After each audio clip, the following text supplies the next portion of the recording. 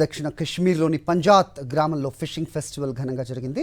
నీటి వనరులను పరిశుభ్రంగా ఉంచుకోవడంలో భాగంగా ప్రతి ఏటా ఫిషింగ్ అండ్ క్లీనింగ్ ఫెస్టివల్ నిర్వహిస్తూ వస్తున్నారు. గ్రామస్తులతో పాటుగా అనంతనాగ్ జిల్లాలోని వివిధ ప్రాంతాల నుంచి వచ్చిన వాళ్ళంతా బుట్టలు సంచులు చేతపట్టుకుని చేపల్ని వేటాడడం ఇక్కడ ఆనవాయితీగా వస్తోంది. నీటిలో వచ్చే వ్యర్థాలను బయటపడేసి చేపల కోసం గాలిస్తూ ఉంటారు. తద్వారా నీటి వనరులను శుభ్రం చేయడంలో వీరంతా భాగస్వాములు అవుతున్నారు. ఈ క్రమంలో కొందరికి చేపలు కూడా దొరుకుతూ ఉంటాయి. हर साल ये दिन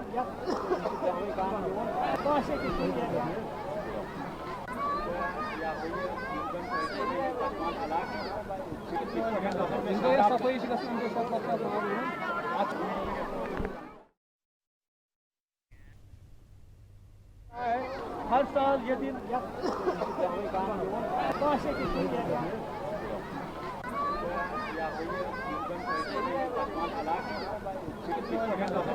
सफाई